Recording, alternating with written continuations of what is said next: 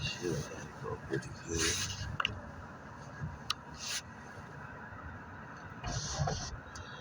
Okay.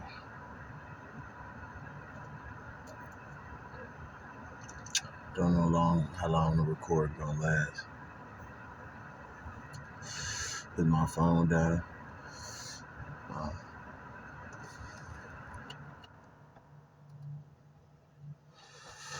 I like this.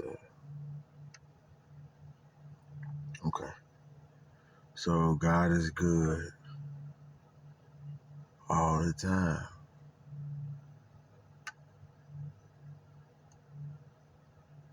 And all the time, God is good.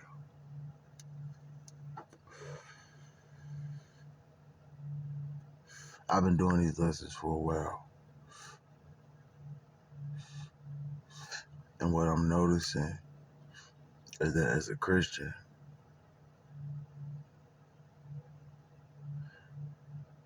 I'm not reflecting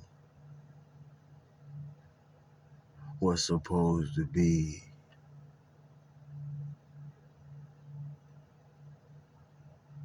in the temple.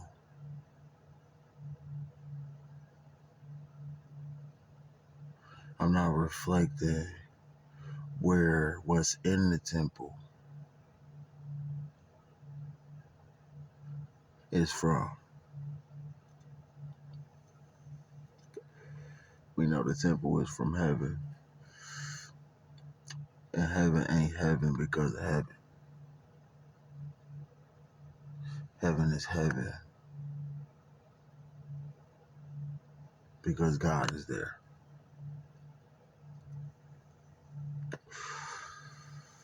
And they give you all types of stories in different religions. But as a Christian, I know that there is a God. He had a son. His son rose from the dead after 3 days.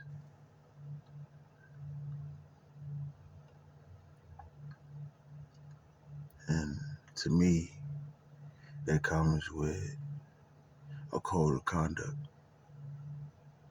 There's a way that you should conduct yourself being a Christian.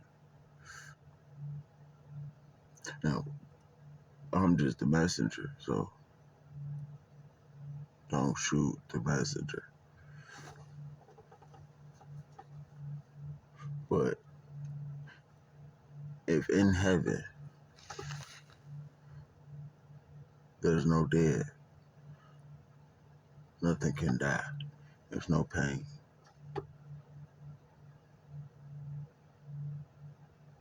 There's a way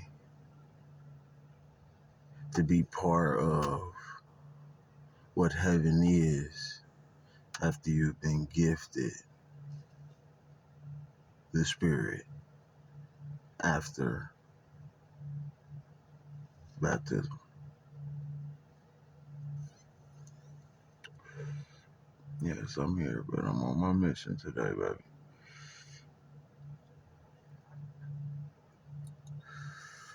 Okay.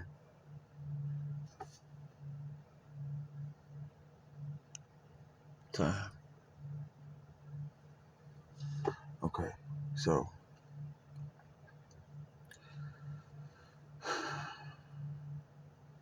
the fact that there's no dead in heaven should be reflectable on the Spirit's house or housing.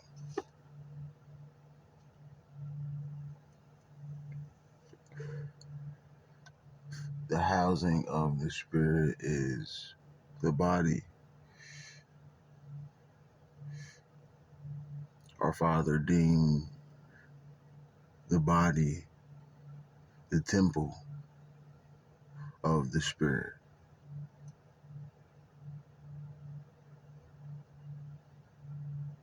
Okay, so where the Spirit is from, which is heavenly, holy in all terms of the word. Okay, let's go back real quick. When Moses was told to go speak to the burning bush, because he was walking on holy ground, he had to do what with his shoes? He had to take them off. Okay. Okay, so let's go back. Okay. If you gifted something from heaven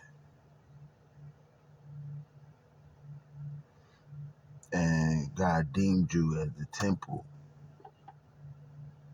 of something from heaven, how do we not end up corrupting the spirit or not allowing the spirit to enter because of what the spirit is capable of? My thing is, God is gifting us with everlasting life. Some people didn't look up the word or definition to perish. First two words in the definition of perish is suffer death.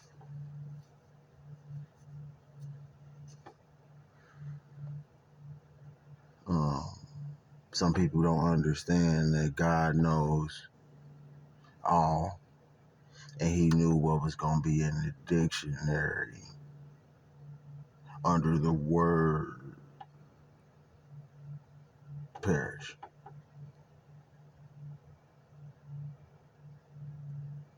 So He gave His Son so we can have everlasting life and not perish.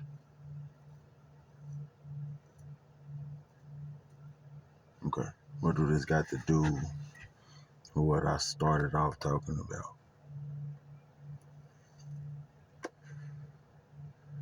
There's a process of being closer to God.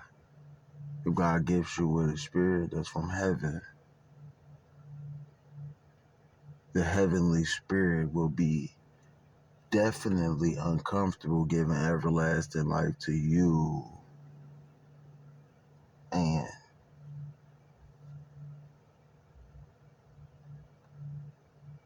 okay, so that mean it ain't coming in there. You living, this okay, this is a blocker. Okay. You living, there's dead in the body. And in order for something to have everlasting life, it has to be completely living pure life. We know we life. The only thing that we contain in the body that's dead down to the protein is the dead meat. There's a portion in the Bible that also asks us to fast until we're weak and weary. Okay, so if you're weak and weary, that means you done used up all of the protein in the body, which came from the dead meat. And now the body is empty. My thing is, you can't put 2 packs of Kool-Aid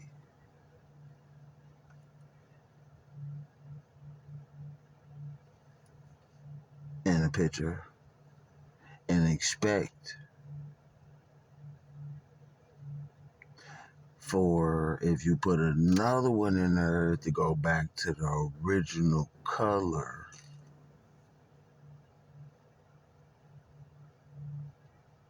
that it was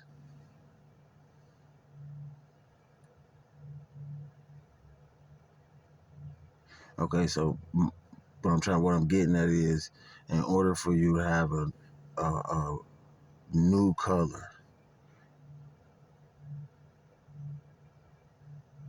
you gotta empty out the old picture and start fresh. So when you get weak and weary, you then emptied out the old picture, and now you starting out fresh cup.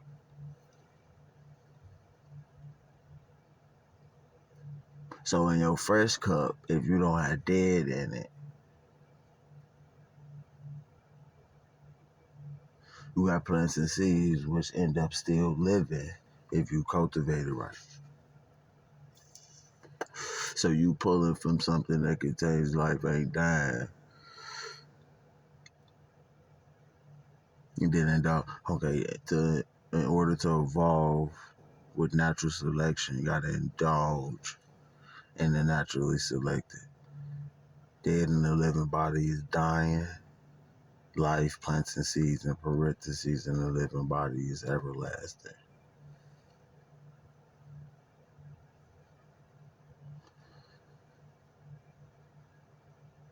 You gotta be able to know the difference of what God is giving you. If He giving you everlasting life, He not doing 2 for 1.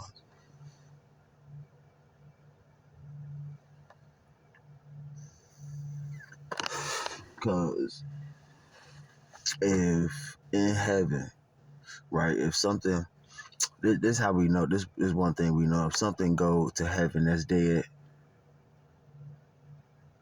it's coming back to life. Jesus went up there, came back living. Okay. So anything that's dead, once heaven come down here, is getting back up. So if God gives you with the spirit that's holy like heaven, anything that's in you, if united with the body, would also, if it was dead, come back living.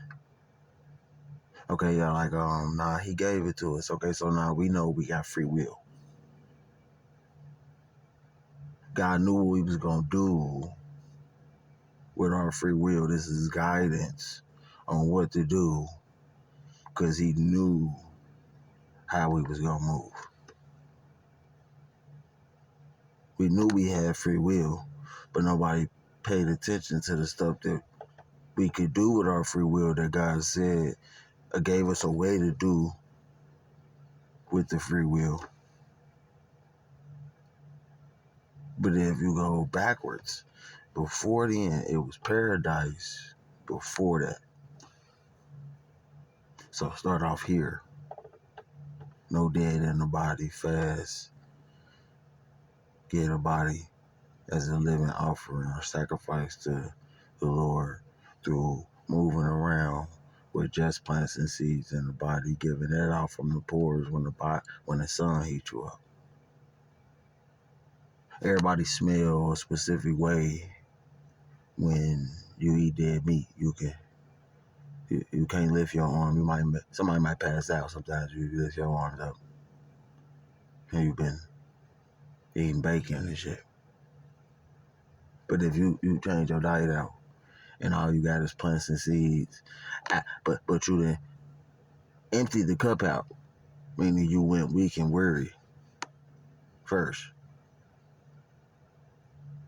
then replenish it or start filling your cup back up with the plants and seeds process. Not only indulging in the plants and seeds, but then indulging in the oxygen that comes from the plants and seeds that you're indulging in, with no dead being part of the process. This allows for the spirit to come and reunite itself with the body, help making the body be more ever lasting.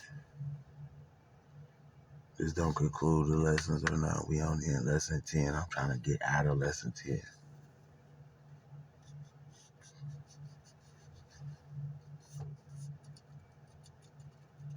Take it with a grain of salt. Take it with a grain of salt. But the definition of crazy is doing something over and over again, expecting a different outcome. We know that we go through trials and tribulations. Okay, we trying to get the gear. We can get the spirit. But see, some people don't understand and recognize that also love and not hate has to be a part of the endorphins that flood the body. There's a reason he didn't give us the spirit of fear. There's a reason he didn't give us certain spirits. And as I said before, if back in the day, the Neanderthals was killing mammoths, they weren't scared.